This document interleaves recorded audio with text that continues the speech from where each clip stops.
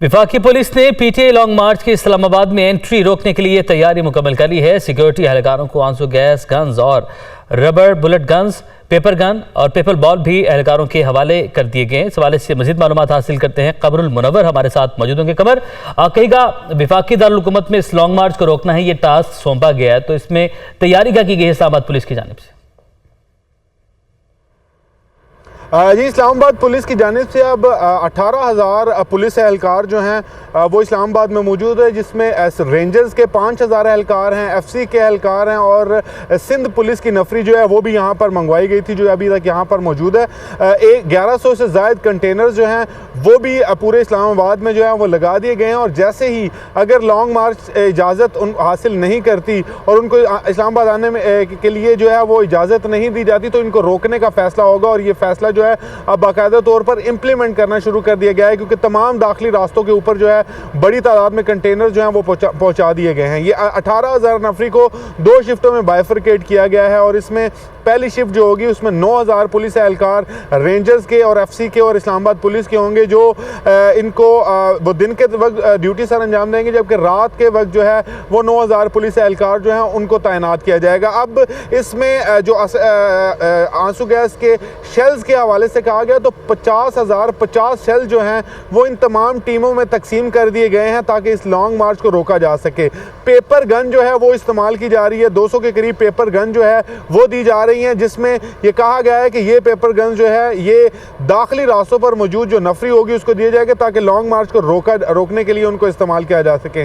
3 टीमें बनाई गई हैं, जिन टीमों के अंदर ये कहा गया है कि पहली टीम जो है वो आंसू गैस की शेलिंग करेगी, जबकि दाएं और बाएं जानिब से आने वाले जो एफसी के एहलकार होंगे वो गिरफ्तारियां करेंगे।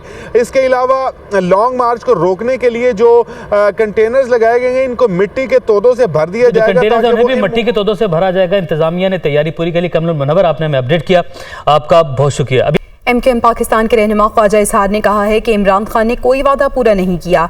इनके दौरे इक़्तिदार में इनके चाहने वालों ने खूब लूटमार की।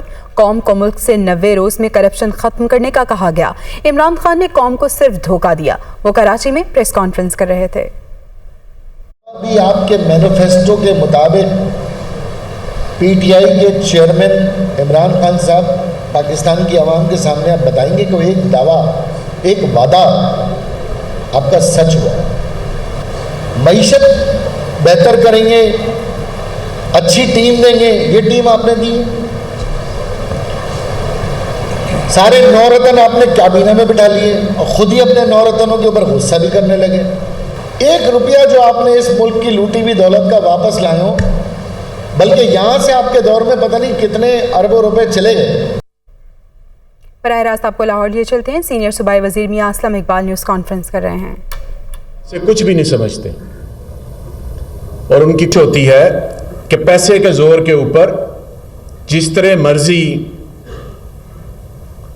हर चीज को बुलडोज किया जाए और उसके साथ साथ कोशिश ये की जाए कि साथ मिला लिया जाए। अगर साथ नहीं मिलता किसी भी तरीके से तो उसको एलिमिनेट कर दिया जाए। ये आज आपके सामने मैं बात रख रहा हूं कि हमारे दौर में एक एडवाइजर रहे हैं, चंद रोज पहले वो एलडीए के दफ्तर में गए, साथ एक सहाफ़ी भी थे और डीजी एलडीए को उन्होंने ऑफर की कि जो रिवरेज सोसाइटी है, पार्क व्यू सोसाइटी है, उसको रेगुलराइज कर दिया जाए और इसके बदले में उसको 50 करोड़ रुपया देते हैं एक सरकारी मुलाजम को। यह बात रिकॉर्ड पर है, अगर आप पूछना चाहे तो डीजी एलडीए को फोन करके पूछ लें, कौन उनके दफ्तर में आया था वो भी आपको पता चल जाएगा। मुझे कहेंगे मैं आपको नाम बता देता हूं, बिल्कुल बता देता हूं।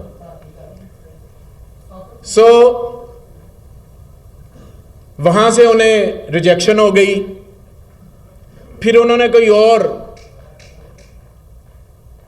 जरिया अपनाने की कोशिश की और कोशिश की कि उसके जरिए कर लिया जाए और इस रिश्वत को 4 गुना ज्यादा मल्टीप्लाई करके ऑफर किया गया।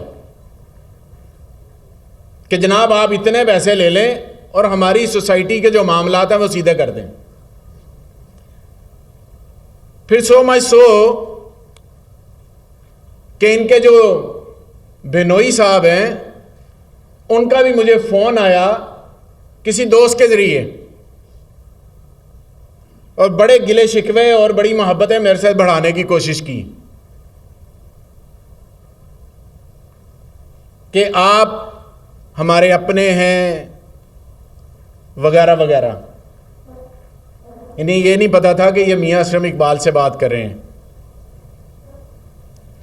आगे चलकर मैं आपको बताता हूं जो मैंने पब्लिक के सामने, पाकिस्तानी अवाम के सामने, ओवरसीज पाकिस्तानियों के सामने जो मैं चीज रख रहा हूं, और मैं बार बार कह रहा हूं, आज मेरी बात आप लिख लें।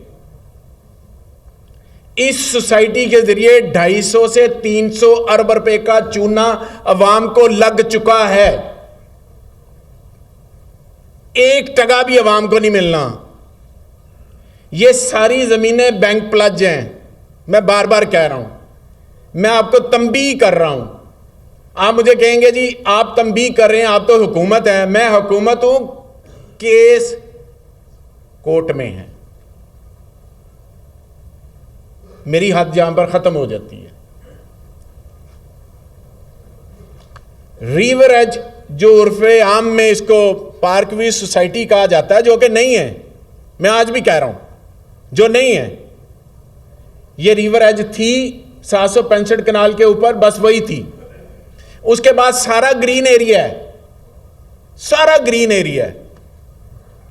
2004 के मास्टर प्लान के मुताबिक उसके आगे एक ईंट नहीं लग सकती। मसूफ ने 2010 में इसको खरीदा, 2012 के अंदर रिवाइज प्लान दिया और इसका कागज ये है, ये कागज है उसका।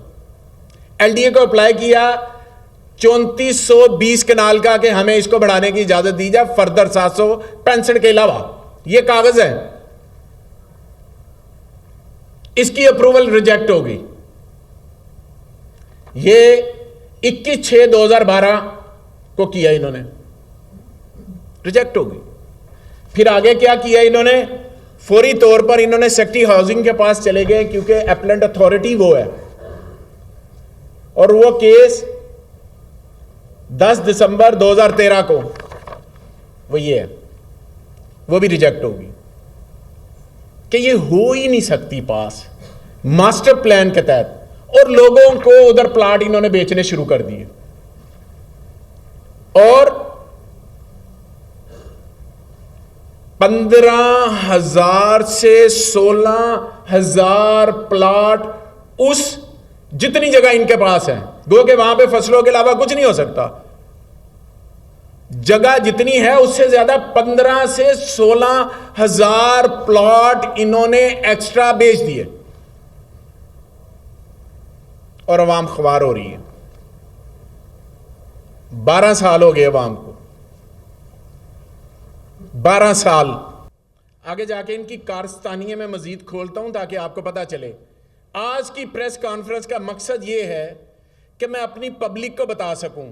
मैं बार बार पब्लिक को कह रहा हूं, मैं बार बार मैटर का बता रहा हूं, ये मैटर को सेंसिटाइज कर रहा हूं, सिर्फ अवाम के लिए, लोगों के लिए, गरीबों के लिए, जिनकी जमा पूंजी होती है। आप में से कई दोस्त सहाफ़ी मुझे मिलते हैं और कहते हैं हमारा प्लाट उधर है, हमें कुछ नहीं मिल रहा। मुझे कहते हैं, शिकायत करते हैं, हमें प्लॉट नहीं मिल रहा, हमें ये नहीं हो रहा, हमारी सुनी नहीं जा रही, हमें कोई मिलता नहीं है, हम उधर कुछ नहीं कर सकते। मैं इसलिए बार बार कह रहा हूं कि ये 250 से 300 अरब रुपए का मामला है, ये छोटा मामला नहीं है। इनकी कोई चीज, कोई गाड़ी, कोई घर, कोई दुकान, कोई मकान बैंक प्लज के अलावा, मॉर्गेज के अलावा है ही नहीं। जिसमें रहते हैं वो भी मॉर्गेज है। ये क्यों होता है? ये तरीका वारदात होता है कि सारे पैसे यहां से इकट्ठे करो, बाहर ले जाओ, ये डिफॉल्ट कर जाए, बैंक जाने उसका काम जाने। कोई एक गाड़ी मुझे बता देनी है जो इनकी अपनी हो, सब बैंक प्लज है। अब जो मैंने पिछली प्रेस कॉन्फ्रेंस के अंदर बात कही, वो ये कही कि स्टेट ऑफ बैंक को पाकिस्तान का ये प्राइम ड्यूटी है कि वो चेक करे कि सिल्क बैंक से इन्होंने कर्जा कितना लिया है, HBL से कर्जा कितना लिया है, HBL की जो रुदाद है वो अवाम ज़द आम है, वो सुन लें कि वो कर्जा किस तरह से लिया गया, 6 अरब रुपए का किसके नाम पे लिया गया, वो भी सुन ले जाके। स्टेट बैंक ऑफ पाकिस्तान से मैं कह रहा हूं कि सिल्क बैंक से जो 25-30 अरब रुपए का कर्जा है उसके बारे में पूछें। और वो कर्जा है क्या? जमीन है विजन डेवलपर के नाम पे। मैंने लास्ट बारी भी आपको थोड़ा बताने की कोशिश की थी। जमीन उसके नाम है, मकान आपके हैं, फर्ज करें आपको मकान मिला एक कागज के टुकड़े के ऊपर, फार्म के ऊपर, आप जमीन के मालिक नहीं हैं, जरा ज़हन में रखिएगा। आप सिर्फ कागज के तौर पर उस प्लॉट को लिया है और जमीन इन्हीं के नाम है, इनकी कंपनी का नाम है। कंपनी को ले जाके इन्होंने बैंक के पास जमीन दिखाई और उस जमीन के ऊपर कर्जा ले लिया। आज वहां पर जितने मकान हैं कोई खुद मालिक नहीं है उस कागज के सिवा। क्या ये फ्रॉड नहीं, धोखाधड़ी नहीं? तो इसकी डेफिनेशन क्या होती है, मुझे बता दिया जाए। और सिल्क बैंक का शोर सुना जी, सिल्क बैंक ले लिया, सिल्क बैंक ले लिया, वो डील नहीं हुई। इन्होंने जल्दी जल्दी अखबार में इश्तिहार दिया ताकि इंप्रेशन दें। वो फिट एंड प्रॉपर टेस्ट होता है, उसमें नहीं हो सके। इनकी डील वापस हो चुकी है, इनकी डील वापस हो चुकी है क्योंकि कर्जा इतना ज्यादा लिया हुआ था कि वो वापस जमा करवाना था बैंक में, वो करवाया नहीं, डील वापस। बैंक के कर्जे उधर के उधर, ये मौजों में। अब मैं स्टेट बैंक ऑफ पाकिस्तान से कहता हूं कि खुदारा पब्लिक को ये तो बताएं कि Vision Developer, Park View Society, River Edge, बाकी जितनी कंपनियां इनकी हैं उनके नाम पे कितने कर्जे लिए गए हैं, जरा बता दें। पब्लिक क्वेश्चन है आपसे, आप हमें बता दें। यानी कि बैंकों से भी कर्जे ले लिए, अवाम के जो फार्म इन्होंने बेचने थे, फार्म के ऊपर वो भी रकम इकट्ठी कर ली, तो 250-300 अरब रुपया तो बन गया। उस 250-300 अरब रुपए का कोई वाली वारिस नहीं है। वो वाली वारिस कौन होगा? मैं आपसे हाफियों से बात करता हूं, मुझे प्रेस कॉन्फ्रेंस के बाद कहते भी हैं मियाँ जी मेरी सिस्टर का प्लॉट है, मेरे भाई का प्लॉट है, यार मैंने लिया हुआ था, मेरा कुछ बना नहीं है। उसका कुछ नहीं बनना। 765 कनाल के अलावा 1 इंच जमीन के ऊपर कोई चीज नहीं बन सकती। ये कोई ऐसी चीज हो जाए रातों रात तो हो जाए, अदरवाइज कुछ हो ही नहीं सकता। एक और मैं आपको चीज बताने लगा हूं जो बड़ी सोचने वाली आपके लिए और पब्लिक के लिए। इन्होंने डिफरेंट ब्लॉक्स बनाए ना, ट्यूलिप ब्लॉक हो गया, जैस्मीन ब्लॉक हो गया, फलाना ब्लॉक हो गया, जिनको डिफरेंट नाम इन्होंने नाम रखे हुए। वो किया इन्होंने ये हुआ है कि एक जमीन का टुकड़ा लेते हैं, वो ज़राई है, उस पे नाम है राजा फार्म हाउस है, बकायदा है, ये नाम उधर है। चौधरी फार्म हाउस, उसके ऊपर कोई 200-300 कनाल होएगी, उसके ऊपर होएगी। उस फार्म हाउस के अंदर उस ब्लॉक के प्लॉट काटते हैं। क्यों काटते हैं? ये एक टेक्निकल चीज है। इसलिए कि वो ज़राई जमीन ली, ज़राई जमीन जो ली, उस ज़राई जमीन के ऊपर एक ज़राई ट्यूबवेल होता है जो पानी देता है जमीन को। उसका जो टैरिफ होता है वो हुकूमतें सब्सिडाइज करती हैं किसानों को। ये क्या करते हैं कि वो ज़राई ज़मीन के ऊपर जो ट्यूबवेल है वो अगर 50 kVA का है तो उसको 200 kVA का करवा लिया, 400 का करवा लिया, 300 का करवा लिया, जितना मर्जी करवा लिया। अब वो सब्सिडाइज बिजली जो कि किसानों को जानी चाहिए, ये अपने पास रखते हैं और लोगों को बिल जो है वो अपनी सोसाइटी के नाम से देते हैं। यानी कि अगर गवर्नमेंट का ज़राई टैरिफ जो है बिजली का, वो फर्ज करें, अज्यूम करें कि 12 रुपए है, तो पब्लिक से ये 40 रुपए 35 रुपए चार्ज कर रहे हैं। आज तक फीडर नहीं लगा। फीडर सोसाइटी को कितना अरसा हो गया? 2004 में 6 में बनी, अरसा गिल ने। आज तक आरजी कनेक्शन के जरिए वहां पर बिजली चल रही है, जो कि नहीं हो सकता। वो आरजी कनेक्शन कैसे मिला है वो भी डिटेल आपको बता देता हूं। अब वो जो आरजी कनेक्शन है वो भी मौजूदा फेडरल हुकूमत के दमाद ने लगवा के दिया था, कैप्टन सफदर साहब ने 2015 के अंदर एक डील के जरिए। उससे क्या चीज ली गई थी वो चेक कर लें, रिकॉर्ड पे है। नहीं लग सकता। आरजी कनेक्शन कंस्ट्रक्शन हो रही हो तो आरजी कनेक्शन लगता है, उसके बाद एक परमानेंट कनेक्शन जो है उसके लिए अप्लाई किया जाता है। इन्होंने आज तक कुछ नहीं किया। मुझे बात बता दें कि वहां पर कितने किलोवाट कितने मेगावाट बिजली लेकर ये लोगों को दे रहे हैं। ज़रूरी ज़मीनों की बिजली है, वो उसको कन्वर्ट कर रहे हैं उसमें, और लेस्को चुप करके बैठा हुआ है। महीने का 3 से 4 करोड़ रुपए का तड़का जो है वो लेस्को को लग रहा है, और बिजली चोरी होती है और साथ वाले गांव पे डाल दी जाती है बिजली का यूनिट, और फिर बिल आप देते हैं। क्या इसको फ्रॉड नहीं कहते तो और क्या कहते हैं? इसको चोरी नहीं कहते तो और क्या कहते हैं? गरीब आदमी का घर का एक मीटर बंद हो जाए तो चोरी का उस पर पर्चा हो जाता है। तो यहां पर पिछले तकरीबन 18 सालों से सारा कुछ हो रहा है, 16 सालों से। उसको कोई पूछने वाला नहीं है। अब और एक बात जो मैंने आगे आपको बताई है कि जो बिजली का बिल है, अच्छा एक काम करें आप, एक इनका नंबर है यूनिवर्सल 111249249 है। अभी आपको मैं एग्जैक्ट नंबर बता दूं, उस पर अभी कॉल कर लें। आप उनसे पूछें कि आपको सोसाइटी का बिल आएगा या लेस्को का आएगा, वो कहेंगे सोसाइटी का आएगा। तो सोसाइटी का अपना तो फीडर ही कोई नहीं है, ग्रिड ही कोई नहीं है, मंजूरी कोई नहीं है। टेम्परेरी कनेक्शन तो छोटा सा किलोवाट के हिसाब से होता है। तो इतना बड़ा सिस्टम कैसे चल रहा है? इतना बड़ा सिस्टम इसलिए चल रहा है कि वहाँ पे ज़रूरी ज़मीनों के ऊपर जो ट्रांसफार्मर लगे हुए हैं उनको अगली कैपेसिटी में कन्वर्ट करके लोगों से पैसे खींचे जा रहे हैं। ये कर रही सोसाइटी। और अगली बात, जब लोग एहतजाज करते हैं, सड़कों पर आते हैं, तो इन्होंने चंद जनरेटर रखे हुए हैं, वो चला देते हैं कि बिजली पूरी नहीं हो रही, तो जनरेटर जल्दी जल्दी ऑन कर देते हैं।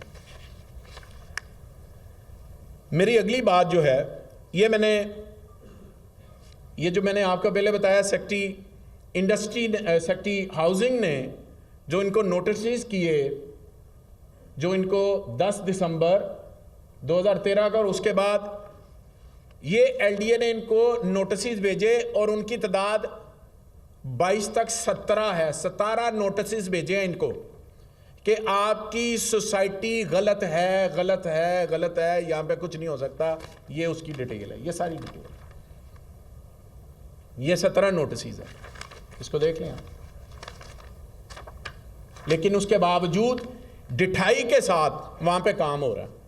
और जो मैं बात यहां पे पॉइंट आउट करना चाह रहा हूं, केस कोर्ट में, हियरिंग होनी है, एक हुई, दूसरी हुई, तीसरी होनी है, वहां पे डेवलपमेंट रात के अंधेरे में जाके करते हैं और जारी है।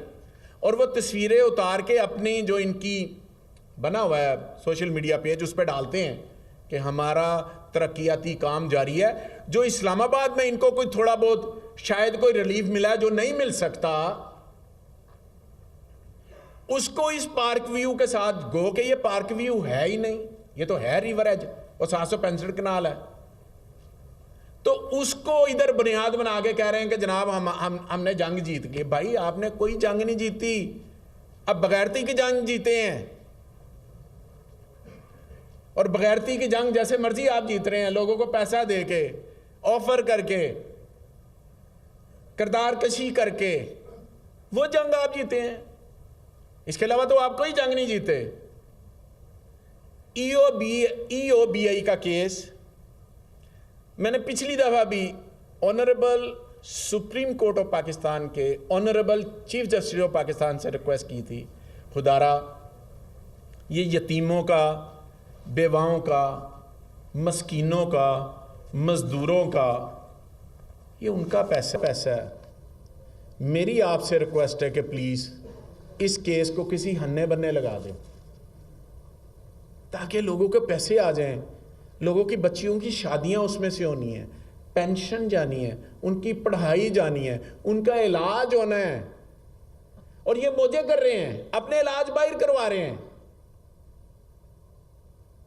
और वो तकरीबन कोई टोटल कोई 35 से 40 अरब रुपए का फ्रॉड है, जिसमें से 3 अरब का उस जमाने का इनका फ्रॉड है जो कि आज शायद 10-15 अरब रुपया बन गया। और ये इसकी ये डिटेल है, ये अखबार में भी छपी हुई है, EOBI की ये स्कैम है पूरा। और रंगे हाथों पकड़े गए और स्टे लेकर बैठे हैं, और गरीब आदमी इनको बददुआएं दे रहा है, इनको परवाह ही नहीं है। LDA ने इनको कहा कि जो 765 कनाल जगह है उस पर आप मॉर्गेज करते हैं प्लॉट, जो कि हुकूमत के मुतलका अदारे के पास आप रखवाते हैं, ताकि जब डेवलपमेंट मुकम्मल होगी तो वो प्लॉट आपको वापस कर दिए जाएंगे, फिर आप उसको सेल कर सकते हैं। वो प्लॉट भी बेच दिए हुए इसने, तमाम के तमाम। ये मेरे पास डिटेल मौजूद है।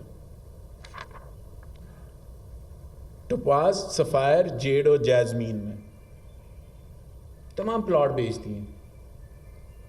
जो इसको पूछता है उसको मारते हैं। 2012 में बंदा पूछने गया, उसको कुट पड़ी, मारा। डायरेक्टर था LDA का, मुल्क से भाग गया, डर के मारे ही भाग गया, रिकॉर्ड पे है, मुल्क छोड़ के भाग गया, आज तक नहीं आया।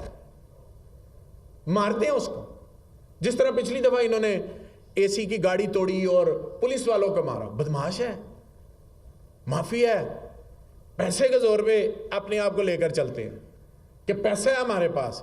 ये पैसे को अपना खुदा समझते हैं, और इनको ये नहीं पता कि पैसा खुदा नहीं है, एक अल्लाह भी है जो पकड़ भी करता। ये भी बेच दिए। आगे आ जाएं। एक चीज और आपके साथ मैंने आज शेयर करनी है। DHA इनकी पार्क व्यू सोसाइटी होती थी एयरपोर्ट के सामने। कुछ पुराने जो दोस्त बैठे हुए हैं सहाफी, उनको पता है। उस पार्क व्यू जब इन्होंने मर्जर किया DHA के साथ, वो जिस तरह वहां, मैं उस पर नहीं जाता, इन्होंने पैरागॉन के पास एक जमीन खरीदी। वो इस ये कोऑपरेटिव हाउसिंग सोसाइटी थी, इस कोऑपरेटिव हाउसिंग सोसाइटी का हिस्सा नहीं थी। कहीं दूर जाके एक जमीन ले ली, उसको पार्क व्यू का नाम दिया, उस पर प्लाट काट दिए 5-5 मरले के। वो प्लाट काट के लोगों को फाइलें भेज दी, लोगों को कहा ये पार्क व्यू सोसाइटी है, हालांकि उसका पार्क व्यू से तल्लक कोई नहीं था। आज भी तकरीबन 2 से 2,500 हजार लोग, जब इन्होंने मर्जर किया है गालबन 2008 में, 7 में, 6 में, उस वक्त से लेकर आज सन 2022 तक वो ख्वार हो रहे हैं, कोई उनका परेशानी हाल नहीं है। मैं DHA से रिक्वेस्ट करूंगा कि प्लीज़ आप इस मामले को देखें। कोर कमांडर लाहौर से मैं रिक्वेस्ट करूंगा कि प्लीज़ इस मामले को ज़रूर देखिए, ताकि लोगों की जो जमा पूंजी है ज़िंदगी की वो उनको वापस की जा सके। और आज के हवाले से करें, प्लॉट दें, या उस वक्त जो पैसे थे और आज जो कीमत बनती है उस लिहाज से दें, ताकि उनके साथ इंसाफ हो सके। EOBI के अंदर भी मैं यही कह रहा हूं कि आज के ज़माने से, क्योंकि इन्होंने तो वो बेच के पैसे ले लिए और अपनी ज़मीनें आगे ख़रीद ली, बाहर पैसा ले गए, इंग्लैंड में, फ्रांस में, पुर्तगाल में, पुर्तगीज़ में जाके अपने सोसाइटियाँ बना ली।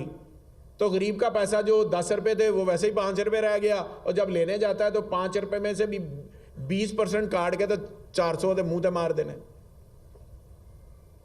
ये इनका तरीका वारदात है। अब ये मैं नैब के नोटिस आए, इनको कोई रिप्लाई नहीं। नैब से भी रिक्वेस्ट की थी कि प्लीज इसको देखें, ये आपका फर्ज है, आप इस मामले को देखें, ये गरीबों का पैसा है, ये नैब का ये लेटर है, कोई जवाब नहीं है। अगली बात जो मैं आपसे करना चाह रहा था,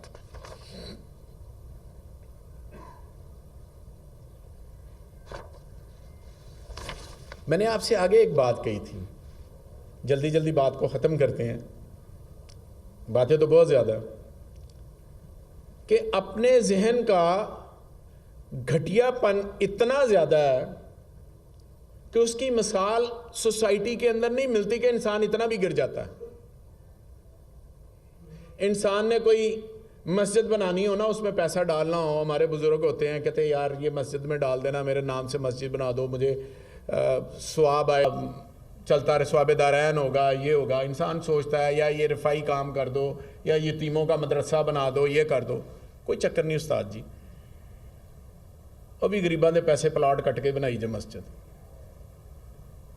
20-20 मरले के प्लॉट हैं एक कनाल के, उसमें से 2-2 मरले लोगों की जगह लेके अब्बा जी के नाम पे मस्जिद बना दी है।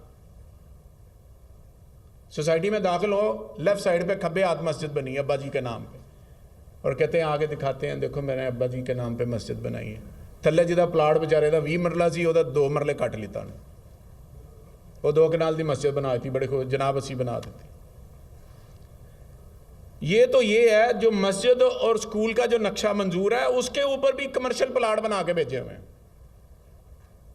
कमर्शियल प्लाट बना के मस्जिद के भी और स्कूल के भी बेच दिए, जो कि एलडीए की मिल्कियत होते हैं। बाज़ेन में रखिए, एलडीए की मिल्कियत, वो सोसाइटी के नहीं होते, वो जो सर्विसेज देनी होती हैं सोसाइटी ने, उसके हवाले से।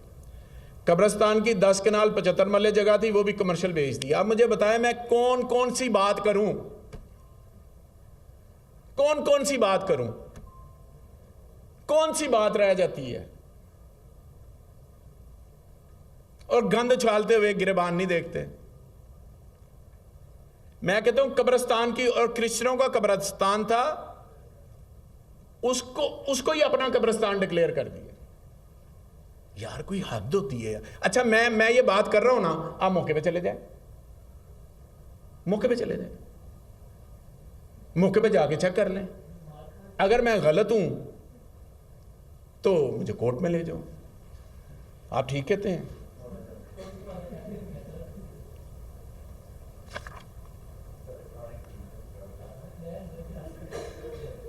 आगे जो जी, मैं बड़ी चीज़ें आपके साथ डिटेल के साथ शेयर करनी है जो भी मेरे पास मौजूद है, क्योंकि टाइम ख़त्म हो रहा है। सामने मैं देख रहा हूँ ये तमाम चीज़ें, इसकी एफआईआर की कॉपियाँ, जो इस पे कत्ल के मुकदमे हैं, लास्ट बारी भी मैंने आपको बताया कि कितनी केसेस इनके ऊपर मौजूद हैं, और इस पुरानी पार्क व्यू में और रिवर एज के अंदर भी इनके ऊपर बाई नेम पर्चे हैं, एफआईआर कटी हुई हैं।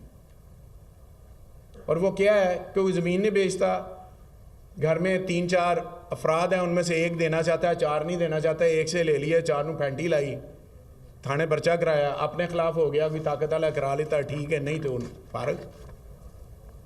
इस सोसाइटी के अंदर, इस सोसाइटी की बुनियादों के अंदर, दोनों सोसाइटियों की बुनियादों के अंदर और इस्लामाबाद की सोसाइटी की बुनियादों के अंदर गरीबों का खून है, इनकी मेहनत की कमाई नहीं है।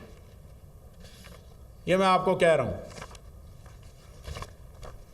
और जो जहां पे इन्होंने मासूफ ने अपना कब्रिस्तान बनाया ना अपने फैमिली का, वो भी एलडीए की जगह है। जहां अब्बा जी की और अम्मी जी की कब्र बनाई है ना, वो भी एलडीए की जगह है। जो लोगों को प्लाट काट के दिए ना, जो एंटी करप्शन का पर्चा हुआ है, वो एग्रीकल्चर, वो इरिगेशन की लैंड है, उसको भी बेच गया। फॉरेस्ट की लैंड है, उस पर भी कब्जा है।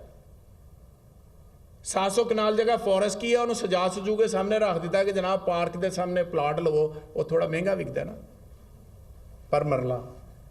आप इनके तरीका वारदात देखें क्या है।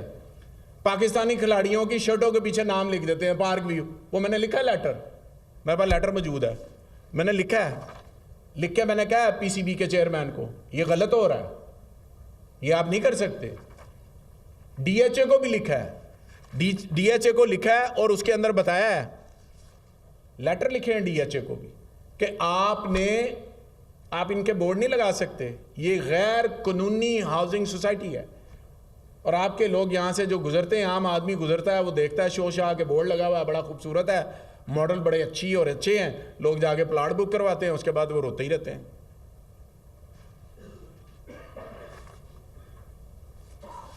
मेरी आखिर पर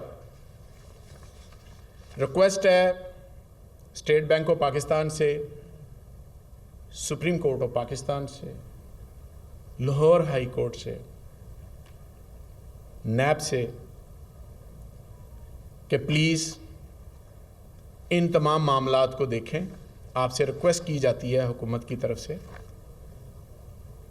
हमने नोटिस जो भेजने थे, जो कानूनी कार्रवाई हुकूमत ने करनी है सोसाइटी के खिलाफ। और एक बात और करता चाहूँ, ये सिर्फ एक सोसाइटी नहीं है, बाकी सोसाइटियों को भी नोटिस हो चुके हैं, उनके खिलाफ एक्शन हो रहा है।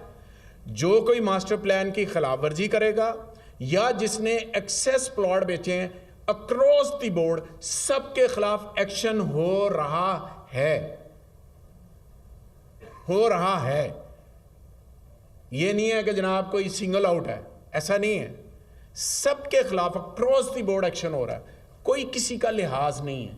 जिसने गरीब के साथ, गरीब के पैसों के साथ, उसकी मेहनत मजदूरी के साथ जिसने कोई खिलवाड़ किया, उससे हुकूमत हिसाब लेगी, कोर्ट तक जाएगी, आखिरी दम तक साथ खड़ा रहेगी। ये जैसे मर्जी कर लें, इनका ये दिल करता है कि जनाब हम किसी को रिश्वत दे के, किसी के साथ मिलके जो मर्जी कर लें, वो ऐसा मुमकिन नहीं है। आखिर पर सबके खिलाफ एक्शन है। जो एक्सेस बेचेगा, जिसका हमारे पास रिकॉर्ड हम ले रहे हैं हमारे अपने थर्ड पार्टी के ज़रिए, ताकि हम पता चले, इसमें अक्रॉस द बोर्ड है, किसी का कोई लिहाज नहीं है। जिसकी भी सोसाइटी आती है, ये कोई नहीं है कि ए की है तो बी को छोड़ दो, सी की है तो डी को रख लो, ऐसा कुछ नहीं है। आखिर पर मैं सिर्फ एक बात लॉन्ग मार्च के हवाले से, कि इमरान खान का अल्लाह की ज़ात के ऊपर बड़ा पुख्ता ईमान है, बड़ा पुख्ता ईमान है। वो एक ईमान वाला आदमी है, जिसका आज़म ज़ालिम माफिया हो या कोई और हो, उसका अज़म को कम नहीं कर सकती।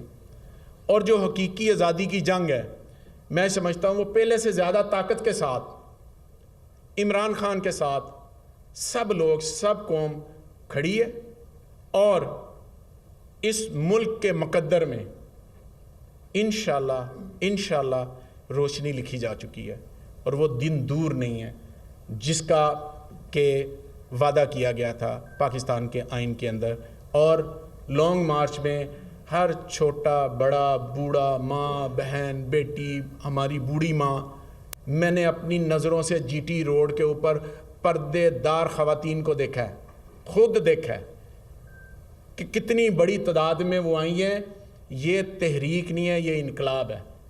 और इस तरह का इनकलाब मैंने अपनी ज़िंदगी में कभी नहीं देखा कि हर बंदा पाकिस्तान में हकीकी आज़ादी के लिए खड़ा है। बहुत शुक्रिया जी, thank you very much.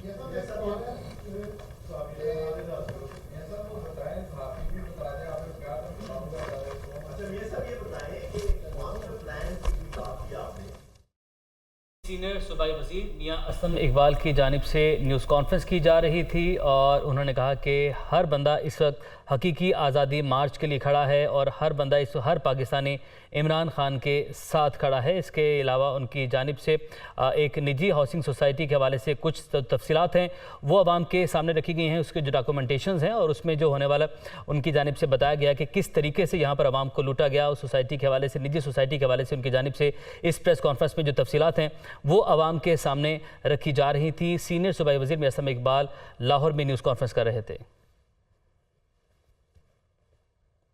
Studio से अब तक के लिए इतना ही। आप देखते रहिए दुनिया न्यूज़।